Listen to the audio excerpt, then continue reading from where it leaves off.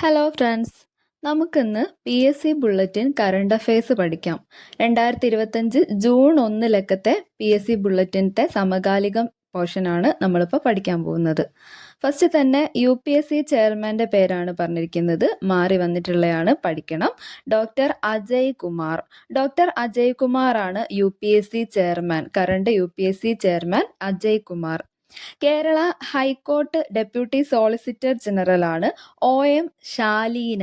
OM ശാലീന ആണ് Kerala high court deputy solicitor general. ഈ പദവിയിലെത്തുന്ന ആദ്യത്തെ വനിത ആയതുകൊണ്ട് തന്നെ ഇമ്പോർട്ടൻ്റ് ആണ് OM ശാലീന. സൂര്യനാരായണൻ എന്ന് പറയുന്ന കാസർഗോഡുകാരനായ 13 വയസ്സുകാരൻ 2 ചിഹ്നഗ്രഹങ്ങളെ കണ്ടെത്തിയിട്ടുണ്ട്. ആ ഒരു കാര്യം ഇതിൽ പറയുന്നുണ്ട് കേട്ടോ. സൂര്യനാരായണൻ എന്നാണ് കുട്ടീൻ്റെ പേര്. ആ കുട്ടി 2 ചിഹ്നഗ്രഹങ്ങളെ കണ്ടുപിടിച്ചിട്ടുണ്ട്. കാസർഗോഡ് സ്വദേശിയാണ്. ഓക്കെ, അടുത്തത് സിംഗപ്പൂർ പ്രധാനമന്ത്രിയുടെ പേരാണ് Lawrence Wong. Lawrence Wong Singapore പ്രധാനമന്ത്രിയായിട്ട് വീണ്ടും എലക്ട് ചെയ്യപ്പെട്ടതാണ്. ഓക്കെ, അടുത്തത് ഹ്യൂമൻ ഡെവലപ്മെന്റ് ഇൻഡെക്സ് 2025 ഇന്ത്യയുടെ സ്ഥാനം എന്ന് പറയുന്നത് 130 മാനവ വികസന സൂചികയിൽ 2025 ഇന്ത്യ 130 സ്ഥാനത്താണ്. ഫസ്റ്റ് എത്തിയിട്ടുള്ളത് ഐസ്ലാൻഡ് ആണ്. ഓക്കെ, ഐസ്ലാൻഡ് ആണ് ഫസ്റ്റ്. 130 പൊസിഷനിൽ ഇന്ത്യ ആണ്. ഓക്കെ, അടുത്തത് ഇന്ത്യയിൽ പ്രവർത്തനം ആരംഭിക്കുന്ന ഫസ്റ്റ് US സർവകലാശാലയാണ് ഇല്ലിനോയിസ് ഇൻസ്റ്റിറ്റ്യൂട്ട് ഓഫ് ടെക്നോളജി എന്ന് പറയുന്നത്. ഇല്ലിനോയിസ് ഇൻസ്റ്റിറ്റ്യൂട്ട് ഓഫ് ടെക്നോളജി ഒരു US സർവകലാശാലയാണ്. അത് ഇന്ത്യയിൽ സ്റ്റാർട്ട് ചെയ്യാൻ പോവാണ്. ഓക്കെ, അത് വരാൻ പോണത് മുംബൈയിലായിരിക്കും പ്രവർത്തനം ആരംഭിക്കുക എന്നാണ് പറഞ്ഞിരിക്കുന്നത്. ഓക്കെ, അടുത്തത് ആഗോള മാധ്യമ സ്വാതന്ത്ര്യ സൂചികയിൽ ഇന്ത്യയുടെ സ്ഥാനം എന്ന് പറയുന്നത് 151. അപ്പൊ ഹ്യൂമൻ ഡെവലപ്മെന്റ് ഇൻഡെക്സിൽ 130ഉം ആഗോള മാധ്യമ സ്വാതന്ത്ര്യ സൂചിക പ്രസ് ഫ്രീഡം ഇൻഡെക്സ് അതിൽ 151 ആണ്. ഓക്കെ, ഇതിൽ ഫസ്റ്റ് എത്തിയിരിക്കുന്നത് ഫിൻലൻഡ് ആണ്. അപ്പൊ ആഗോള മാധ്യമ സ്വാതന്ത്ര്യ സൂചികയിൽ ഫസ്റ്റ് ഫിൻലൻഡ് ആണ്. ഇന്ത്യ 151. ഓക്കെ, ഇതുപോലെ ഇമ്പോർട്ടൻ്റ് ആയിട്ടുള്ള ഇൻഡെക്സുകളൊക്കെ PSC നമ്മളോട് ചോദിക്കാറുള്ളതാണ്. അടുത്തത് റൊമേനിയൻ പ്രസിഡന്റിന്റെ പേരാണ് നിക്കു സോർഡാൻ. നിക്കു സോർഡാൻ എന്നാണ് റൊമേനിയൻ പ്രസിഡന്റിന്റെ പേര്. ഓക്കെ, ബലൂചിസ്ഥാൻ പാകിസ്ഥാനിൽ നിന്ന് സ്വാതന്ത്ര്യം പ്രഖ്യാപിച്ചിട്ടുണ്ട്, അത് പറയുന്നത്. അതേപോലെ അടുത്ത പോയിന്റ് ആണ് UN കാലാവസ്ഥാ സമ്മേളനത്തിന്റെ ദക്ഷിണേഷ്യൻ പ്രതിനിധി അരുണാഭ ഘോഷ്. പേര് ഓർത്ത് വെച്ചേക്കുക, അരുണാഭ ഘോഷ്. ദക്ഷിണേഷ്യൻ എന്ന് പറയുമ്പം ഇന്ത്യയൊക്കെ ഉൾപ്പെടുന്ന സ്ഥലത്ത് നിന്ന് സെലക്ട് ചെയ്യപ്പെട്ടിട്ടുള്ള ആളാണ് അരുണാഭ ഘോഷ്. UN കാലാവസ്ഥാ സമ്മേളനത്തിന്റെ ദക്ഷിണേഷ്യൻ പ്രതിനിധിയാണ് അരുണാഭ ഘോഷ്. ഓക്കെ, അടുത്തത് 6ാമത് രാജ്യാന്തര വനിതാ ചലച്ചിത്രമേള നടക്കാൻ പോകുന്നത്. അതിന്റെ വേദിയാണ് കൊട്ടാരക്കര. 6ാമത് രാജ്യാന്തര വനിതാ ചലച്ചിത്രമേളയുടെ വേദി കൊട്ടാരക്കര. മധ്യപ്രദേശിലെ ഇൻഡോർ യാചകമുക്ത നഗരമായിട്ട് പ്രഖ്യാപിച്ചിട്ടുണ്ട് കേട്ടോ. നമ്മൾ എപ്പോഴും ഇൻഡോർ വെച്ചിട്ട് എന്താ പഠിക്കുക, നല്ല ക്ലീൻ സിറ്റി അല്ലേ. ക്ലീൻ സിറ്റി എന്നുള്ള രീതിക്ക് മധ്യപ്രദേശിലെ ഇൻഡോർ നമ്മൾ ഓൾവേസ് പഠിക്കുന്നതാണ്. അത് യാചകമുക്ത നഗരമാക്കി കൂടി പ്രഖ്യാപിച്ചിട്ടുണ്ട് എന്നുള്ളത് ഓർത്ത് വെച്ചേക്കാം. ഇനി മോഹൻലാലിന്റെ ജീവചരിത്രത്തിന്റെ പേരാണ് മുഖരാഗം. മുഖരാഗം എന്ന പേരിൽ പ്രസിദ്ധീകരിക്കാൻ പോവാണ് മോഹൻലാലിന്റെ ജീവചരിത്രം. ഓക്കെ, അടുത്തത് നഗരസഭാ പ്രദേശങ്ങളിൽ തണൽമരങ്ങളും ഫലവൃക്ഷ തൈകളും ഒക്കെ നട്ടുപിടിപ്പിക്കാൻ കേന്ദ്ര ഗവൺമെന്റ് ആസൂത്രണം ചെയ്ത് രാജ്യമൊട്ടാകെ സംഘടിപ്പിക്കുന്ന ഒരു ക്യാമ്പയിൻ ഉണ്ട്. അതിന്റെ പേരാണ് women for tree. Women for tree ഹരിത നഗരം. അങ്ങനെ ഒരു ക്യാമ്പയിൻ സംഘടിപ്പിക്കുന്നുണ്ട്. എന്തിനു വേണ്ടിയിട്ടാണ്? തണൽമരങ്ങളൊക്കെ വെച്ച് പിടിപ്പിക്കാനൊക്കെ വേണ്ടിയിട്ടാണ്. ഓക്കെ, ഇനി കുറച്ച് അവാർഡ്സ് ഇങ്ങനെ ഒരു ബോക്സിൽ കൊടുത്തിട്ടുണ്ട്. അത് വെരി ഇമ്പോർട്ടൻ്റ് ആണ്. ഈ വർഷത്തെ അന്താരാഷ്ട്ര ബുക്കർ സമ്മാനം ആർക്കാ കിട്ടിയത്? കന്നഡ സാഹിത്യകാരി ബാനു മുഷ്താഖിന്റെ 12 ചെറുകഥകളുടെ സമാഹാരമായിട്ടുള്ള ഹാർട്ട് ലാമ്പിനാണ്. അപ്പൊ ഹാർട്ട് ലാമ്പ്, ബാനു മുഷ്താഖ് കന്നഡ സാഹിത്യകാരിയാണ്. അന്താരാഷ്ട്ര ബുക്കർ സമ്മാനം കിട്ടിയിരിക്കുന്നത് കന്നഡ സാഹിത്യകാരി ബാനു മുഷ്താഖിന്റെ ഹാർട്ട് ലാമ്പ് എന്ന് പറയുന്ന ബുക്കിനാണ്. ഓക്കെ, ഇതൊരു 12 ചെറുകഥകളെ സമാഹാരമാണ് എന്നുള്ളത് കൂടി ഓർക്കാട്ടോ. ചെറുകഥകളാണ്. നെക്സ്റ്റ് ONV സാഹിത്യ പുരസ്കാരം ആർക്കാണ്? കവി പ്രഭാവർമ്മയ്ക്കാണ് കേട്ടോ. കവി പ്രഭാവർമ്മയ്ക്കാണ് ONV സാഹിത്യ പുരസ്കാരം. 3 ലക്ഷം രൂപയും ശില്പവും പ്രശസ്തി പത്രവും അടങ്ങുന്നതാണ് പുരസ്കാരം. ഓക്കെ, അടുത്തത് വൈഷ്ണവം സാഹിത്യ പുരസ്കാരമാണ് ലഭിച്ചിരിക്കുന്നത് ശ്രീകുമാരൻ തമ്പിക്കാണ്. 1,00,000 11,111 രൂപയും ഫലകവും പ്രശസ്തി പത്രവും അടങ്ങുന്നതാണ് പുരസ്കാരം. ഓക്കെ, അടുത്തത് 2025 മാധവിക്കുട്ടി പുരസ്കാരം ലഭിച്ചിരിക്കുന്നത് സുഭാഷ് ചന്ദ്രനാണ്. സുഭാഷ് ചന്ദ്രനാണ് 2025 മാധവിക്കുട്ടി പുരസ്കാരം. അടുത്തത് MP വീരേന്ദ്രകുമാർ കർമ്മശ്രേഷ്ഠ പുരസ്കാരം ലഭിച്ചിരിക്കുന്നത് ചാരുപാറ രവിക്കാണ്. ചാരുപാറ രവിക്കാണ് കർമ്മശ്രേഷ്ഠ പുരസ്കാരം. വീരേന്ദ്രകുമാർ കർമ്മശ്രേഷ്ഠ പുരസ്കാരം ചാരുപാറ രവിക്കാണ്. ഓക്കെ, അടുത്തത് പ്രഥമ ഹെർമൻ ഗുണ്ടർട്ട് പുരസ്കാരം. ഈ പ്രഥമ എന്നുള്ളത് ഇത്തിരി ഇമ്പോർട്ടന്റ് ആണ്. ഫസ്റ്റ് ആയിട്ട് കൊടുക്കുന്ന അവാർഡ്സ് ഒക്കെ നമ്മളോട് വല്ലപ്പോഴൊക്കെ ആയിട്ട് ചോദിക്കാറുണ്ട്.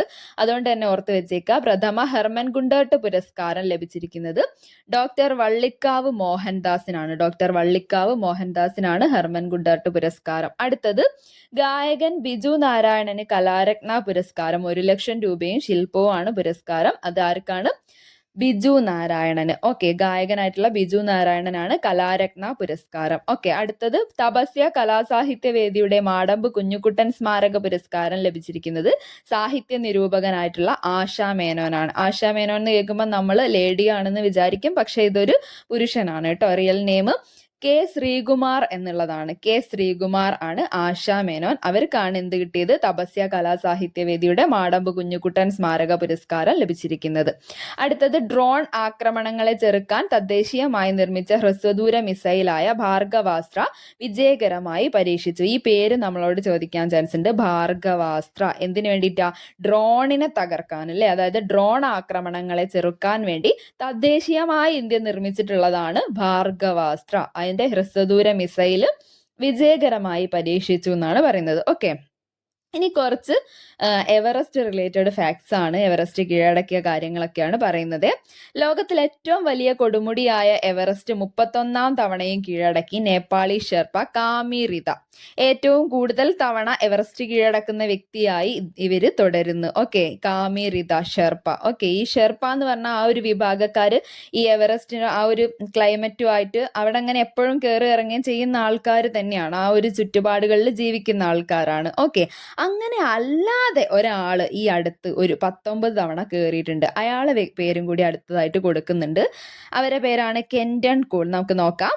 51ാം വയസ്സിൽ 19ാം തവണ എവറസ്റ്റ് കയറി ഏറ്റവും കൂടുതൽ തവണ എവറസ്റ്റ് കയറിയ ഷെർപ്പ വിഭാഗത്തിൽ പെടാത്ത ആൾ എന്ന നേട്ടം സ്വന്തമാക്കിയത് ഇംഗ്ലണ്ടുകാരനായ കെന്റൺ കൂൾ ആണ്. കെന്റൺ കൂൾ, അയാളെ പേര് തന്നെ ഉണ്ട്, പേര് പോലെ കൂളായിട്ട് അയാൾ എവറസ്റ്റ് കയറി ഇറങ്ങി. എത്ര തവണ? 19 തവണ.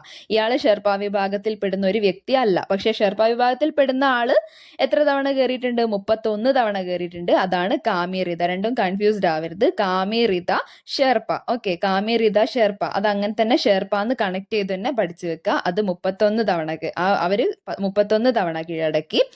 അതുകൂടാതെ 51ാം വയസ്സിൽ 19ാം തവണ കയറിയത് ഇതിൽ ഈ ഷെർപ്പ വിഭാഗത്തിൽ പെടാത്ത ആള് ആണ് ഇംഗ്ലണ്ടുകാരനായ കെന്റൺ കൂൾ. രണ്ടും സെറ്റ് ആണെന്ന് വിചാരിക്കുന്നു. അടുത്തത് നോക്കാം. ചോൺ സിൻ ആഗ്മോയാണ് എവറസ്റ്റ് കീഴടക്കിയ കാഴ്ച പരിമിതിയുള്ള ആദ്യത്തെ ഇന്ത്യൻ വനിത. വളരെ ഒരു ഇൻസ്പിറേഷൻ ആയിട്ടുള്ള കാര്യമാണ് അല്ലേ? ചോൺ സിൻ ആഗ്മോ. കണ്ണ് കാണുന്നവർക്ക് തന്നെ മര്യാദയ്ക്ക് കയറാൻ പറ്റാത്ത ഒരു സിറ്റുവേഷനിൽ കാഴ്ച പരിമിതി ഉണ്ടായിട്ട് പോലും ഇങ്ങനെ ചെയ്തിട്ടുണ്ടെന്നിട്ട് അവരെ പേര് നമ്മൾ ഇമ്പോർട്ടൻ്റ് ആയിട്ട് ഓർത്ത് വെച്ചേക്കണം. ചോൺ സിൻ ആഗ്മോ. ചോൺ സിൻ ആഗ്മോ. ഓക്കെ, അടുത്തത് ഇന്ത്യൻ ടെസ്റ്റ് ക്രിക്കറ്റ് ടീമിന്റെ പുതിയ ക്യാപ്റ്റനായി തിരഞ്ഞെടുക്കപ്പെട്ട ശുഭ്മാൻ ഗില്ലാണ് കേട്ടോ. ശുഭ്മാൻ ഗില്ലിനെ ആണ് നിയമിച്ചത് ഇന്ത്യൻ ടെസ്റ്റ് ക്രിക്കറ്റിന്റെ പുതിയ ക്യാപ്റ്റൻ. സെറ്റ് ആണല്ലോ. അടുത്തത് ഇറ്റാലിയൻ ഓപ്പൺ ടെന്നീസ് പുരുഷ സിംഗിൾസ് കിരീടം സ്പെയിനിന്റെ കാർലോസ് അൽക്കാരസിനാണ്. കാർലോസ് അൽക്കാരസ്, സ്പെയിനിന്റെ കളിക്കാരനാണ് കാർലോസ് അൽക്കാരസ്. അദ്ദേഹത്തിനാണ് ഇറ്റാലിയൻ ഓപ്പൺ ടെന്നീസ് പുരുഷ സിംഗിൾസ് കിരീടം കിട്ടിയിട്ടുള്ളത്. ഫൈനലിൽ ഇറ്റലിനെയാണ് തോൽപ്പിച്ചത്. ഇറ്റലിയുടെ യാനിക് സിന്നറിനെയാണ് അൽക്കാരസ് പരാജയപ്പെടുത്തിയത്. ഓർക്കുക. അടുത്തത് വിമൻസ്, അതും കൂടി ഓർത്ത് വെച്ചേക്കണം. ഇറ്റാലിയൻ ഓപ്പൺ ടെന്നീസ് വനിതാ സിംഗിൾസ് കിരീടം ജാസ്മിൻ പൗളീനിക്കാണ്. ഫൈനലിൽ അമേരിക്കയുടെ കൊക്കോ ഗൗഫിനെയാണ് ജാസ്മിൻ പരാജയപ്പെടുത്തിയത്. ഓക്കെ ആണല്ലോ. അടുത്തത് പ്രമുഖ ജാവലിൻ താരം നീരജ് ചോപ്രയ്ക്ക് ടെറിട്ടോറിയൽ ആർമിയിൽ ലഫ്റ്റനന്റ് കേണൽ പദവി ലഭിച്ചിട്ടുണ്ട്. അപ്പൊ ഇങ്ങനെ സ്പോർട്സ് താരങ്ങൾക്കൊക്കെ അധികം ഈ മിലിറ്ററിയിലുള്ള അവസരം ഉണ്ട് അല്ലെ. അപ്പൊ ടെറിട്ടോറിയൽ ആർമിയിൽ ലഫ്റ്റനന്റ് കേണൽ പദവിയാണ് ഈ നീരജ് ചോപ്രയ്ക്ക് കിട്ടിയിട്ടുള്ളത്. ഇനി ജാവലിൻ ത്രോയിൽ 90 മീറ്റർ കടക്കുന്ന ആദ്യത്തെ ഇന്ത്യൻ താരമായി നീരജ് ചോപ്ര മാറുകയും ചെയ്തിട്ടുണ്ട്. ഓക്കെ, 90 മീറ്റേഴ്സ് കഴിഞ്ഞ അദ്ദേഹം എറിഞ്ഞത്. ഓക്കെ, അടുത്തത് സാഫ് അണ്ടർ 19 ഫുട്ബോൾ കിരീടം ഇന്ത്യക്കാണ്. ഫൈനലിൽ പെനാൽറ്റി ഷൂട്ടൌട്ടിൽ ബംഗ്ലാദേശിനെ 4-3 കീഴടക്കി. അരുണാചൽ പ്രദേശ് ആയിരുന്നു സാഫ് അണ്ടർ 19 ഫുട്ബോൾ ചാമ്പ്യൻഷിപ്പിന്റെ വേദിയായിരുന്നത്. അപ്പൊ വേദി ഓർക്കുക, സാഫ് അണ്ടർ 19 ഫുട്ബോളിന്റെ വേദി എവിടെയാ? അത് അരുണാചൽ പ്രദേശ്. ഓക്കെ, കിരീടം ഇന്ത്യക്കാണ്, അതുകൊണ്ട് തന്നെ സ്ട്രെസ് ചെയ്യണം, ഇന്ത്യക്കാണ് കിരീടം കിട്ടിയിട്ടുള്ള. അപ്പം സാഫ് അണ്ടർ 19 ഫുട്ബോൾ കിരീടം ഇന്ത്യക്കാണ്, സ്ട്രെസ് ചെയ്ത് പഠിക്കുക കേട്ടോ. അടുത്തത് ഫൈനലിൽ പെനാൽറ്റി ഷൂട്ടൌട്ടിൽ ബംഗ്ലാദേശിനെയാണ് പരാജയപ്പെടുത്തിയത്, അതും കൂടി ഓർക്കണേ. അടുത്തത് സൂപ്പർ ക്ലാസിക് ചെസ്സിൽ ഇന്ത്യയുടെ പ്രജ്ഞാനന്ദ ചാമ്പ്യനായി. പ്രജ്ഞാനന്ദയാണ് സൂപ്പർ ക്ലാസിക് ചെസ്സിൽ ചാമ്പ്യനായത്. പിന്നെ ശ്രീലങ്കൻ താരം ഏഞ്ചലോ മാത്യൂസ് ടെസ്റ്റ് ക്രിക്കറ്റിൽ നിന്ന് വിരമിക്കൽ പ്രഖ്യാപിച്ചിട്ടുണ്ട്, അത് ഓർത്ത് വെച്ചേക്കാട്ടോ. ശ്രീലങ്കൻ താരാണ് ഏഞ്ചലോ മാത്യൂസ്, ക്രിക്കറ്റ് കളിക്കാരനാണ്, വിരമിക്കൽ പ്രഖ്യാപിച്ചിട്ടുണ്ട്. ഓക്കെ, അടുത്തത് ചൈനയിലെ ഹാങ്ഷൂവിലാണ് ലോകത്തിലെ ആദ്യത്തെ ഹ്യൂമനോയിഡ് റോബോട്ട് ഫൈറ്റിംഗ് ആരംഭിച്ചത് കേട്ടോ. ഹ്യൂമനോയിഡ് റോബോട്ട് ഫൈറ്റിംഗ് ആരംഭിച്ചത് ചൈനയിലെ ഹാങ്ഷൂവിലാണ്. പിന്നെ ജിമ്മി കോണേഴ്സ് അതേപോലെ റോജർ ഫെഡറർ എന്നിവർക്ക് ശേഷം പുരുഷ ടെന്നീസിൽ 100 കിരീടങ്ങൾ നേടിയ താരമായി നൊവാക് ജോക്കോവിച്ച്. വെരി ഇമ്പോർട്ടന്റ് ആണ്. നൊവാക് ജോക്കോവിച്ച് മൂന്നാമത്തെ ആളാണ്, 100 കിരീടങ്ങൾ നേടുന്ന മൂന്നാമത്തെ ആളാണ്. ഫസ്റ്റ് ജിമ്മി കോർണേഴ്സ് ആണ്, നെക്സ്റ്റ് ആരാ? റോജർ ഫെഡറർ ആണ്. ഇപ്പം നേടിയിരിക്കുന്നത് നൊവാക് ജോക്കോവിച്ച് ആണ്. ഇവരുടെ സവിശേഷത എന്താ? ഇവർക്ക് പുരുഷ ടെന്നീസിൽ 100 കിരീടങ്ങൾ നേടി. ഓക്കെ, അടുത്ത കുറച്ച് ഒബിച്വറീസ് ആണ് പറയുന്നത്. 2025 ഉള്ളതാണ്. അന്താരാഷ്ട്ര പ്രശസ്തനായ പ്രമുഖ ജ്യോതിശാസ്ത്രജ്ഞൻ ഡോക്ടർ ജയന്ത് വിഷ്ണു നാർലിക്കർ അന്തരിച്ചു. ആരാ അന്തരിച്ചത്? ജയന്ത് വിഷ്ണു നാർലിക്കർ. അദ്ദേഹം ഒരു ജ്യോതിശാസ്ത്രജ്ഞനായിരുന്നു, അന്താരാഷ്ട്ര പ്രശസ്തനായിട്ടുള്ള ഒരു വ്യക്തിയായിരുന്നു. ഓക്കെ, അടുത്തത് രാജ്യത്തെ പ്രമുഖ ആണവ ശാസ്ത്രജ്ഞനും ആണവോർജ കമ്മീഷൻ മുൻ ചെയർമാനുമായിരുന്ന വ്യക്തിയാണ് doctor M R. Srinivasan. Doctor M R. Srinivasan ഏത് മേഖലയിലാണ്? ശാസ്ത്രജ്ഞനുമാണ്, ആണവോർജ കമ്മീഷന്റെ മുൻ ചെയർമാനും ആയിരുന്നു. അടുത്തത് ആധുനിക യുറേഗ്വയുടെ ശില്പി എന്നറിയപ്പെടുന്ന മുൻ പ്രസിഡന്റ് ഹോസെ മുഹിഗ അന്തരിച്ചു. ഇമ്പോർട്ടന്റ് ആണ്. ആധുനിക യുറേഗ്വയുടെ ശില്പി എന്നറിയപ്പെടുന്ന വ്യക്തിയാണ് അവിടുത്തെ മുൻ പ്രസിഡന്റ് ആയിട്ടുള്ള ഹോസെ മുഹിഗ അന്തരിച്ചു. അടുത്തത് ആദ്യത്തെ സന്തോഷ് ട്രോഫി നേടിയ കേരള ടീമിൽ അംഗമായിരുന്ന എ നജീമുദ്ദീൻ അന്തരിച്ചു. എ നജീമുദ്ദീൻ ആരാ? ഫസ്റ്റ് സന്തോഷ് ട്രോഫി കിട്ടിയ സമയത്ത് കേരള ടീമിൽ അംഗമായിരുന്ന വ്യക്തിയാണ്. അപ്പൊ ഇത്രയാണ് നമുക്ക് PSC ബുള്ളറ്റിൽ നോക്കാനുള്ളത്. Okay friends, thank U.